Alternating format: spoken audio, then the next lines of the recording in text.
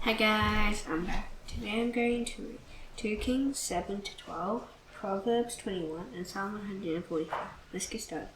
But Elijah said, Hear the word of the Lord. Thus says the Lord, Tomorrow about this time a seah of fine flour shall be sold for a shekel, and 2 seahs of barley for a shekel, at the gate of Samaria. And the captain on whose hand the king leaned, he said to the man of God, If the Lord himself should make windows in heaven, could this thing be? And he said, You shall see with your own eyes, but you shall not eat of it. Now there were 4 men who were lepers at the entrance to the gate, and they said to one another, Why are we sitting here until we die? If we say, Let us enter the sea, the famine is in the sea, and we shall die there. And if we stay here, we die. So come now, let us go over to the camp of the Syrians. If they spare our lives, we shall live. If they kill us, we shall but die. So they arose at twilight to go to the camp of the Syrians. And when they came to the edge of the camp of the Syrians, behold, there was no one there.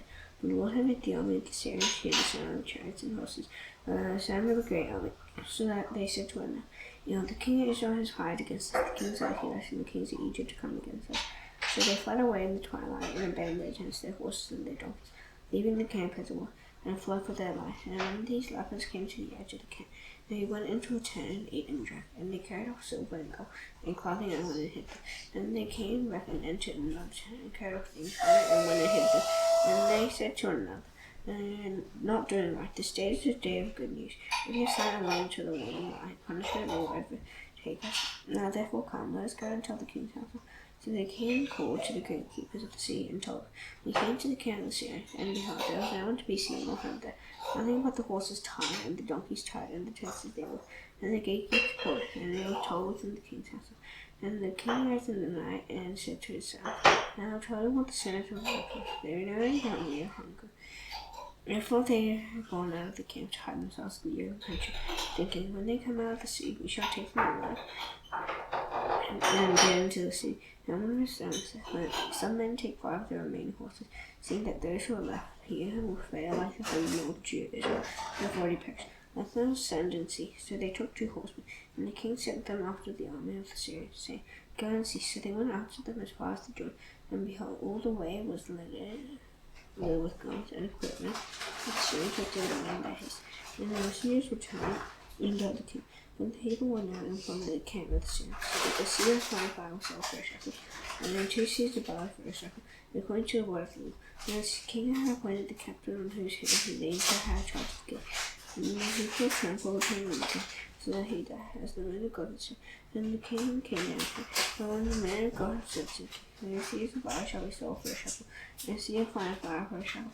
At this time tomorrow in the gate of Samaria, the captain had answered the man of God, If the Lord himself should make windows in heaven, how could such a thing be? And he said, You shall see with your own eyes, but you shall not endure it. And so it happened to him.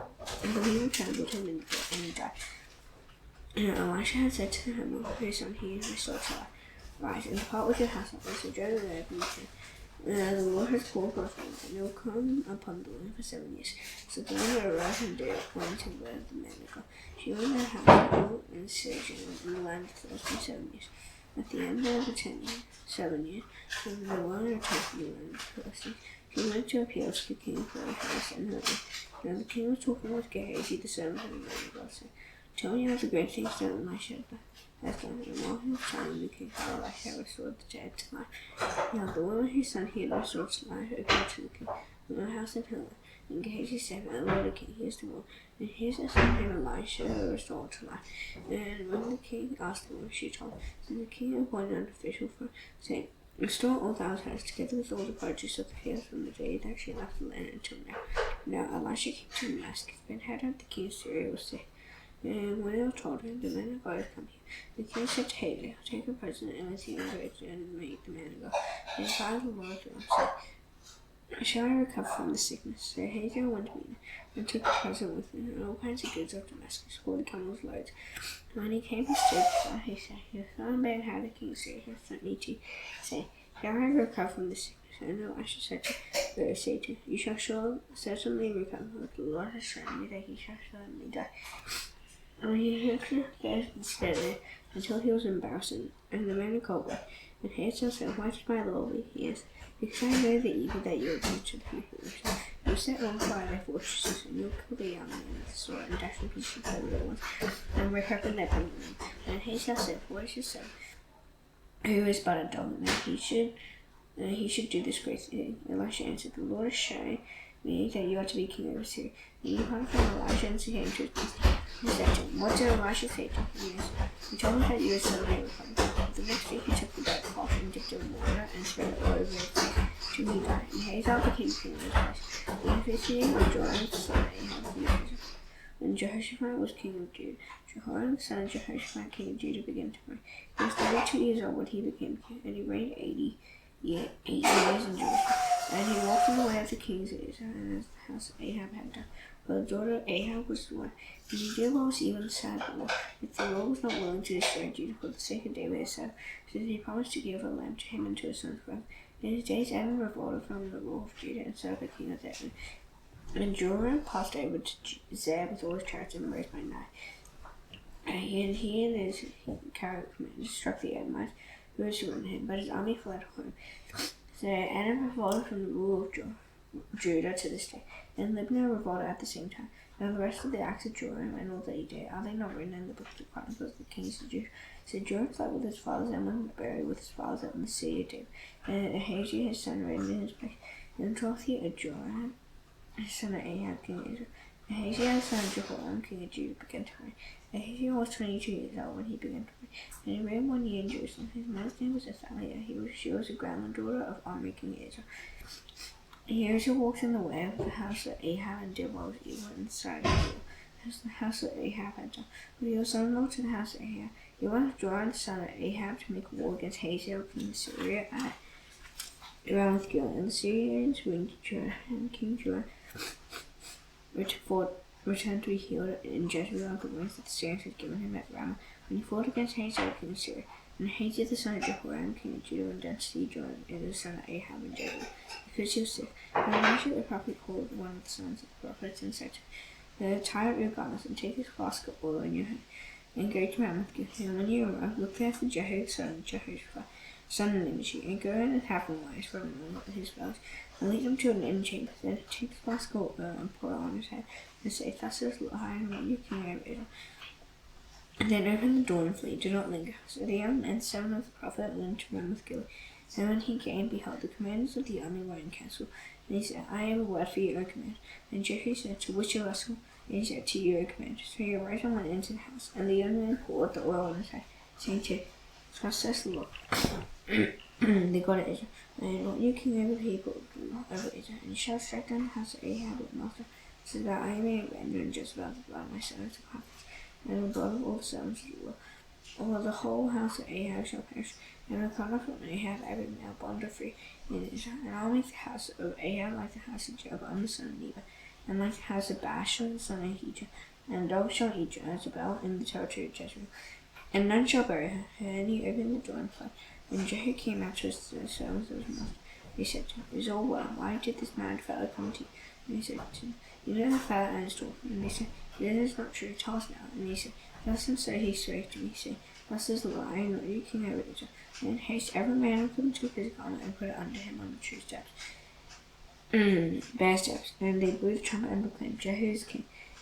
And as Jehu the son of Jehoshaphat the son of Nimshi conspired against Joram, Jehu said, if this is your decision, then let no one slip out of the sea and go and tell the news in Jezreel. And Jehu mounted his chariot and went to Jezreel, for Joram lay there. And Ahaziah king of Judah had come down to visit Joram. So the watchman was standing on the tower in Jezreel, and he saw the company of Jehu as he came to it, and said, I see a company. And Joram said, take horsemen and send to meet him, and say, it is a peace. So the men horsemen went to meet him, and said, thus says the king, is a peace. And Jehu said, what do you have to do with peace? Turn around and ride behind me. And the watchman reported, saying, the messenger reached them, but he is not coming back. And he sent a second horseman. And he came to them and said, thus says the king. Thus the king has said, it is a peace. And Jehu answered, what do you have to do with peace? Turn around and ride behind me. Again the watchman reported, he reached them. He is not coming back. And the driving is like the driving of Jehu the son of Nimshi, where he drives fiercely. Joram said, make ready. And they made ready his chariot. And Joram king of Israel and Ahaziah king of Judah set out, each in the chariot, and went to meet Jehu. And he met him at the property of Naboth the Jezreelite. And when Joram saw Jehu, he said, it's a peace, Jehu. Yes, what peace can there be, so long as the whorings and the sorceries of your mother Jezreel are so many? And Joram reigned over and fled, saying to Ahaziah, treachery, O Ahaziah, And Jehu drew his bow with his full strength and shot Joram between his shoulders, so that the arrow pierced his heart and sank in the chariot. And Jehu said to Bidkar his side, "Take him up and throw him on the plot of the ground belonging to Naboth the Jezreelite. Remember, when you and I rode side by side beside him behind Ahab his father, how the Lord made this pronouncement against him. I saw as I saw yesterday the blood of Naboth and the blood of his sons, declares the Lord. I will pay you on the plot of ground, this plot of ground. Now therefore take him up and throw him on the plot of ground, in accordance with the word of the Lord."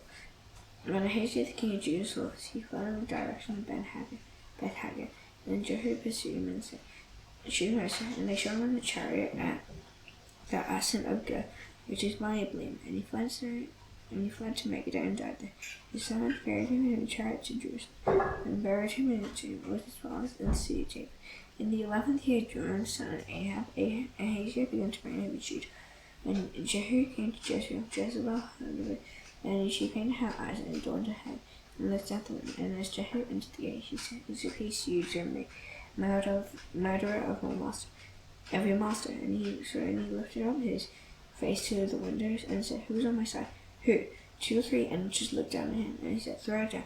So they threw it down, and some of blood spattered on the wall and on the horses. So they trampled on it, and he went in and ate and drank. And he said, "See now to this cursed woman and bury her. She is a king's daughter." But when they went to bury her, they found no more of her than the skull and the feet and palms of her hands. And they came back and told him, "This is the word of the Lord, which he spoke by someone Elijah the Tishbite. In the territory of Jezreel, the dogs shall eat the flesh of Jezebel, and the corpse of Jezebel shall be as dung on the face of the field in the territory of Jezreel, so that no one can say, 'This is Jezebel.'" Now Ahab had 70 sons in Samaria, so Jehu wrote letters and sent them to Samaria, to the rulers of the city, to the elders, and to the guardians of the sons of Ahab, saying, "Now then, as soon as this letter comes to you, see your master's sons are with you, and they are with you, chariots and horses, 4 or 5 cities, and weapons. Select the best and fittest of your master's sons, and set them on his father's throne, and fight for your master's house." But they were exceedingly afraid, and said, "Behold, the 2 kings cannot stand before him. How then can we stand?" So he was over the pass, and he was over the sea. Together with the elders and the guardians sent to Jehu, saying, "We are your sons, and we will do all that you tell us. We will not make anyone king. Do not whatever is given you." And he wrote to them a second letter, saying, "If you are on my side, and if you are ready to obey, take the heads of your servants, master's sons, and come at Jezreel tomorrow at this time." Now the king's sons, 70 persons, were with the great men in the sea, who were bringing them up. And as soon as the letter came to him, they took the king's sons and slaughtered them, 70 persons, and they put their heads in baskets and sent them to him at Jezreel. And the messenger came and told him, and he had brought the heads of the king's sons. And he said, "Lay them in 2 heaps at the entrance of the gate until the morning." Then in the morning he went out, and he stood and said to all the people, "You are innocent. It was I who conspired against my master and killed him. Now who struck down all these? Know then that they shall fall to the earth, nothing of the word of the Lord." As the Lord spake concerning the house of Ahab, but the Lord has done what he said by his son Elijah. So Jehu struck down all who remained of the house of Ahab and Jezreel, all the great men and his close friends, and his priests, until he left them none remained. He went out and went to Samaria. On the way, when he was about an acre of the shepherds, Jehu met the relatives of Ahaziah king of Judah, and said, "Who are you?" And they answered, "We are the relatives of Ahaziah." And we came down to visit the royal princes and the sons of the queen mother. He said, "Take them alive." And they took them alive and slaughtered them at the pit of Beth-Eked, 42 persons, and he spared none. When he took Jehoiada from there, he made Jehoiada the son of Rechab come to meet him. And he greeted him and said to him, "Is your heart true to my heart as mine is to yours?" And Jehoiada answered, "It is." Jehu said, "If it is, give me your hand." So he gave him his hand, and Jehu took him up with him into the chariot. And he said, "Come with me, see my zeal for the Lord." So he had him ride in the chariot. And when he came to Samaria, he struck down all who remained to Ahab in Samaria, until he had wiped them out, according to the word of the Lord that he spake in Elijah. And Jehu assembled all the people and said to them, "Ahab served Baal a little, but Jehu will serve him much. Now therefore call to me all the prophets of Baal, all his worshippers and all his priests, let none be missing. For I have a great sacrifice in order to offer to Baal.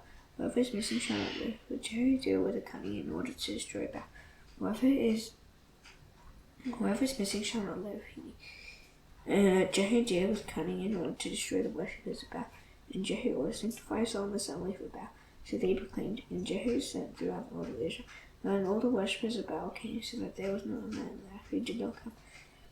And they entered the house of Baal, and the house of Baal was the field from one end to the other. He said to him who was in charge of the wood, "Bring out the vestments for all the worshippers of Baal." So they brought up the vestments for them. Then Jehu went into the house of Baal with Jehoiada son of Rechab, and he said to the worshippers of Baal, "And search and see that there is no servant of the Lord here among you, but only the worshippers of Baal." And they went in to offer sacrifices and burnt offerings. Now Jehu had stationed at least 80 men outside him, saying, "The man who allows any of those whom I have given into your hands to escape shall forfeit his life."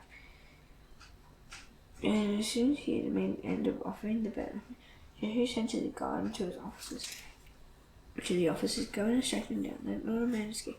So when they put them to the sword, the guard and the officers cast them out and went into the inner room of the house of Baal. And they brought up the pillar that was in the house of Baal and burned it.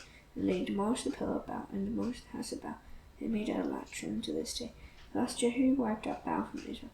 But Jehu did not turn aside from the sins of Jeroboam son of Nebat, which he made Israel to sin, that is, the golden calf that were in Bethel and in Dan. And the Lord said to Jehu, "Because you have done well in carrying out what is right in my eyes, and have done to the house of Ahab according to all that was in my heart, the sons of the fourth generation shall sit on the throne of Israel." But Jehu was not careful to walk in the law of the Lord, God of Israel, with all his heart. He did not turn from the sins of Jeroboam, which he made Israel to sin. In those days the Lord began to cut off parts of Israel. He set out to feed them throughout the territory of Israel, from the Jordan eastward, in all the land of Gilead, the Gadites and the Reubenites, and the Manassites from Roel, which is by the valley of the Arnon, that is Gilead and Bashan.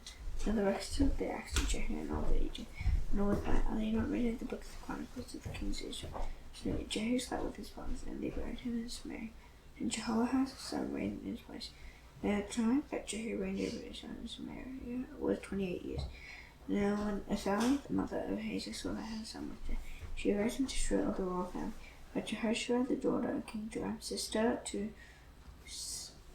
of Ahaziah, took Joash, the son of Ahaziah, and stole him away from among the king's sons who were being put to death. And she put him in his nurse in a bedroom. Thus they hid him from Athaliah, so that he was not put to death. And he remained with her 6 years in the house of the Lord, while Athaliah reigned over the land. And in the 7th year Jehoiada sent and brought the captains of the Karaites and the Gads, and had them come to him in the house of the Lord. And he made a covenant with them, and put them under oath in the house of the Lord. And he showed them the king's son. And he commanded, "This is the king thing that ye shall do.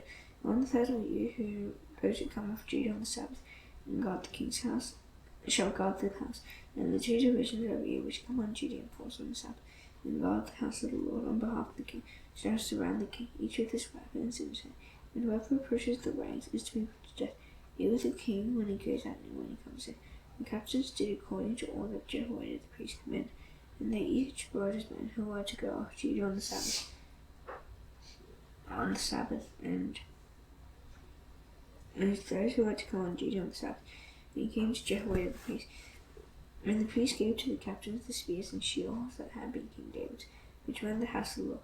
And the guards stood, every man with his weapons in his hand, from the south side of the house to the north side of the house, around the altar and the house on behalf of the king. They brought out the king's son and put the crown on him and gave him the testimony. And they proclaimed the king and anointed him. And they clapped their hands and said, "Long live the king!" And Athaliah heard the noise of the guard and of the people. She went into the house of the Lord to the people. And when she looked, there was the king standing by the pillar, according to the custom, and the captains and the trumpeters beside the king, and all the people of the land rejoicing and blowing trumpets. And Athaliah tore her clothes and cried, "Treason, treason!" And Jehoiada the priest commanded the captains who were set over the army, bring her out between the ranks, and put to death with the sword anyone who follows her. For the priest said, "Let her not be put to death in the house of the Lord." So they laid hands on her, and she went through the horse and entrance to the king's house, and there she was put to death. And Jehoiada made a covenant between the Lord and the king and the people, that they should be the Lord of people, and oath between the king and the people. And all the people went out of the land, and of the land went to the house of Baal and tore it down. His altars and his images they broke in pieces. And they killed Mattan the priest of Baal before the altars, and the priest placed watchmen over the house of the Lord. And he took the captains, the Karaites, the guards, and all the people to the land. And he brought the king down from the house of the Lord, marching through the gate of the guards to the king's house. And he took his seal and defended the king. And all the people of the land rejoiced, and the city was quiet after Athaliah had been put to death with the sword at the king's house. Jehoash was 7 years old when he began to reign. In the 7th year of Jehu, Jehoash began to reign, and he reigned 40 years in Jerusalem. His mother's name was Zibiah of Beersheba, and Jehoash did what was right in the eyes of the Lord all his days, because Jehoiada the priest instructed him. Nevertheless, the high places were not taken away, but he will continue to sacrifice and make offerings on the high places. Jehoash said to the priest, all the money of the holy things that was brought into the house of the Lord, the money for which each man's assessed, and the money from the assessment of persons, and the money that a man's heart prompts him to bring into the house of the Lord, let the priest take of each man's donor, and let them repair the house wherever any needs of repairs is discovered. And by the 23rd year of King Jehoash, the priests had made no repairs on the house. Therefore King Jehoash summoned Jehoiada the priest, and the other person said to him, are you not repairing the house? Now therefore take no more money from your debts. I handed over for the repair of the house. The priests agreed that they should take no more money from the people, and that they should not repair the house. And Jehoiada the priest took a chest and bored a hole in the lid of it, and set it beside the altar on the right side as one entered the house of the Lord. And the priests who regarded the threshold heard know all the money that was brought into the house of the Lord. And whenever they saw there was much money in the chest, the king's secretary and the high priest came and bags and counted the money that was found in the house of the Lord. And they would give the money that was weighed out into the hands of the workmen at the oversight of the house of the Lord. And they paid it out to the carpenters and the builders who worked on the house of the Lord, and to the masons and to the stone cutters. And it was well to buy timber and quarried stone for making repairs on the house of the Lord, and for any outlay of the repairs of the house. They were not made for the house of the Lord basins of silver, snuffers, bowls, trumpets, or any vessels of gold or silver from the money that was brought into the house of the Lord. And that was given to the workmen who were repairing the house of the Lord with it, and they did not ask for an accounting from the men whose hand they delivered the money to pay out to the workmen, for they dealt honestly. The money from the guilt offerings and the money from the sin offerings were not brought into the house of the Lord. They belonged to the priests. At that time Hazael king of Syria went up and fought against Gath and took it. But when Hazael saw his face to go up against Jews, Jehoash king of Judah took all the sacred gifts that Jehoshaphat and Jehoram and Hazael, his fathers, the kings of Judah, had dedicated, and his own sacred gifts, and all the gold that was found in the treasuries of the house of the Lord, and of the king's house, and sent those to Hazael king of Syria. And Hazael went away from Jerusalem. Now the rest of the acts of Joash and all that he did, are they not written in the book of the Chronicles of the Kings of the Jews? And his servants arose and made a conspiracy and struck down Joash in the house of Noah, on the way that it goes down to Silla. There was Jehoshaphat the son of Shimei, and Jehoshaphat the son of Sherma his servants, who struck him down, so that he died, and they buried him with his fathers in the city of David. And Amaziah his son reigned in his place. Proverbs 21.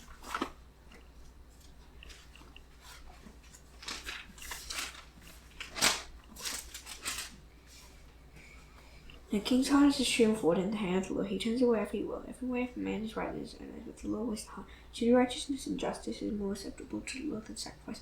Audience and a proud heart the lamp that will cast it. The plans of the diligent lead surely to abundance, but everyone who is hasty comes only to poverty.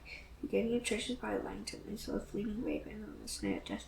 The violence of the wicked will sweep them away, because they refuse to do what is just. The way of the guilty is crooked, the conduct of the pure is upright. It is better to live in the corner of a housetop than a house shared with quarrels and wife. The soul of the wicked decides evil, and neighbor finds no mercy in his life. When the scoffer is punished, the simple becomes wise. When the wise man is instructed, he gains knowledge. The righteous one observes the house of the wicked. He throws the wicked down to hell. Whoever closes his ears to cry at the poor will himself call out and not be answered. The gift and secret averts anger, and the concealed bribe strong wrath. When justice is done, it is a joy to the righteous. The terror to the evildoers. One who wanders from the way of good sense will rest in the assembly of the dead. Whoever loves pleasure will be a poor man. He who loves wine and oil will not be rich. The wicked is a ransom for the righteous, and the traitor to the upright. It is better to live in a desert land than with a quarrelsome and fretful woman. Precious treasure and oil are a wise man dry, and a foolish man devours it. Whoever pursues righteousness and kindness will find life, righteousness and love. A wise man scales the sea of the mighty, and breaks down the strong in which they trust. Whoever keeps his mouth and his tongue keeps himself out of trouble. Scoffers the name of the arrogant haughty man who acts with arrogant pride. The desire of the sluggard kills him, for his hands refuse to labor. All day long he craves and craves. But the righteous gives and does not hold back. The sacrifice of the wicked is an abomination. How much more when he brings it with evil to enter? A false witness will perish.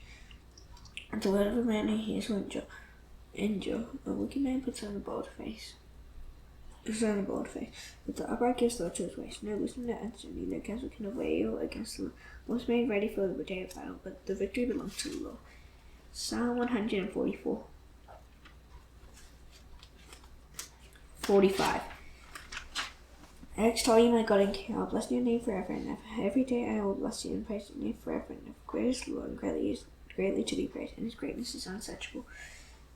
And one generation shall commend your works to another, and shall declare your mighty acts. On the glorious splendor of your majesty, and on your wondrous works I will meditate.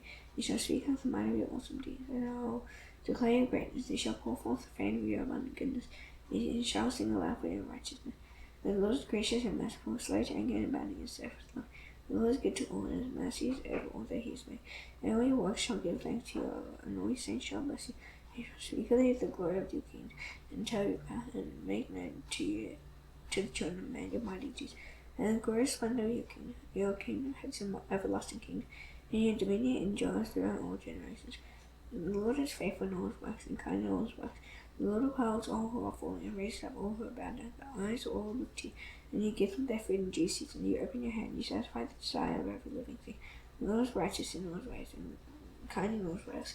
The Lord is near to all who call on him, and all who call on him in truth. He fulfills the desire of those who fear. He also hears their cry and saves. The Lord preserves all who love him, but all the wicked he will destroy. My mouth will speak the praise of the Lord, and let all flesh bless his holy name forever and ever. Down the stone ocean down to the Lord's prayer. Please my hands, our Father in heaven, hallowed be your name. Your kingdom come, your be done on earth as it is in heaven. Give us today our daily bread. Give us our debts as you also forgive our debtors. Lead us not into temptation, but deliver us from the evil one. We will see the kingdom, the power, and the glory forever. Amen. See you tomorrow. Bye.